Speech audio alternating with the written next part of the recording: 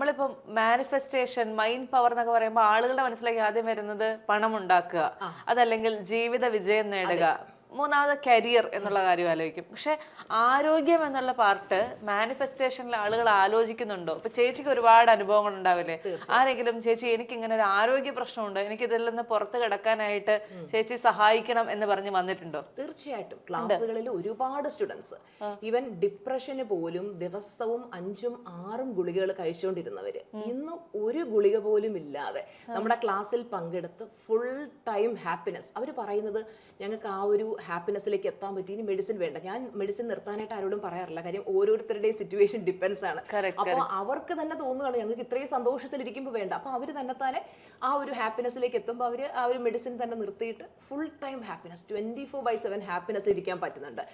ഇത് ഡിപ്രഷന്റെ അവസ്ഥ. ഇതുപോലെ തന്നെ എൻ്റെ ഈ അവസ്ഥ പറഞ്ഞതുപോലെ ബെഡ് റിഡൻ ആയി കിടന്നിട്ടുള്ള എത്രയോ പേര് പരിപൂർണ്ണ ആരോഗ്യത്തിലെത്തി ഇന്ന് പെർഫെക്റ്റ് ഹെൽത്തിൽ ജീവിക്കുന്നു. അതുപോലെ എന്തെല്ലാം ഹെൽത്ത് ഇഷ്യൂസ് ഉള്ളവര് അവരതൊക്കെ ഹീൽ ചെയ്ത് ഇന്ന് അത്രയും ഹെൽത്തി ആയിട്ടിരിക്കുന്നുണ്ട്. അപ്പം നമുക്ക് മൈൻഡ് പവർ ഉപയോഗിച്ചുകൊണ്ട് തീർച്ചയായിട്ടും നമുക്ക് ഏത് വലിയ ഹെൽത്ത് ഇഷ്യൂ ആണെങ്കിലും ഈവൻ ക്യാൻസർ പോലും നമുക്ക് ട്രീറ്റ് ചെയ്യാനായിട്ട് പറ്റും. അതായത് പലപ്പോഴും ഇങ്ങനെയുള്ള ഹെൽത്ത് ഇഷ്യൂസ് വരുമ്പോൾ നിരന്തരം മനസ്സിൽ ചിന്തിക്കുന്നത് അയ്യോ എനിക്ക് ഇങ്ങനത്തെ ഒരു ഹെൽത്ത് ഇഷ്യൂ വന്നല്ലോ. നമ്മൾ ആ നിരന്തരം അത് തന്നെ ചിന്തിച്ചുകൊണ്ടിരിക്കുമ്പോൾ അത് വർദ്ധിക്കാനിടയാവും.